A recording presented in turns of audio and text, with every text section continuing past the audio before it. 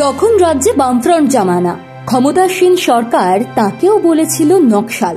কালের গতি বদলেছে, এখন আর ক্ষমতায় বামফ্রন্ট নেই, কিন্তু তিনি আছেন স্বমহিমায়, স্পষ্টবাদী, প্রতিবাদী হয়ে। তিনি চন্দন সেন। সোজা কথা সোজাভাবে না বলার কি কারণ বোঝেন না, যা বিশ্বাস করেন বলে দেন সোজা সাপটা। তাই বাংলার রাজনীতির এমন চরম সময়ে তার গলায় শোনা যায়, আমি সক্রিয় সিপিএম সমর্থক।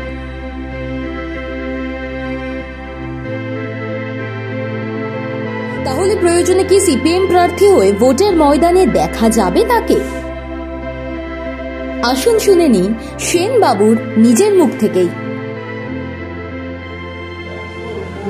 আমি সিপিআইএম এর সক্রিয় সমর্থক, কিন্তু সিপিআইএম সময় যখন তারা সরকারে ছিল তখন তাদের যে ত্রুটি বিচ্যুতিগুলো ছিল সেগুলো নিয়েও বলতে কম সোচ্চার ছিলাম। এই যে আজকে যাদের যে সমস্ত সিনিয়র ডাক্তারদের দেখছেন 98-এ কিন্তু আমিও আরজি করে গিয়ে দাঁড়িয়েছিলাম, আবার গিয়ে আরজি করে দাঁড়াতে হলো আমাকে অগাস্ট মাসে। সুতরাং বিষয়টা হচ্ছে যে আমি কোনো রকম কোনো দলীয় রাজনৈতিক সদস্য হব না। আমি বলতে চাইছি একটা মানে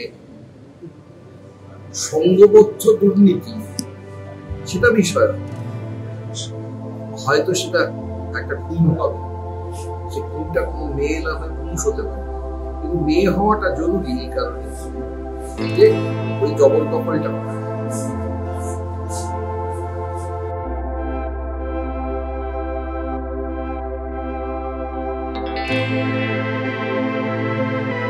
নয়ের দশকে সিপিএম জামানার আরজিকর হাসপাতালে তাকে দেখা গিয়েছিল প্রতিবাদী মুখ হিসেবে। 2024 সালে তৃণমূল জামানার আরজিকরেও তাই। ইন্দ্রনীল সেন, ব্রাত্য বসুর মতো সংস্কৃতি জগতের ঘোষিত তৃণমূলীরা তার বন্ধু তালিকায়। তিনি নাট্যকর্মী, অভিনেতা, পরিচালক।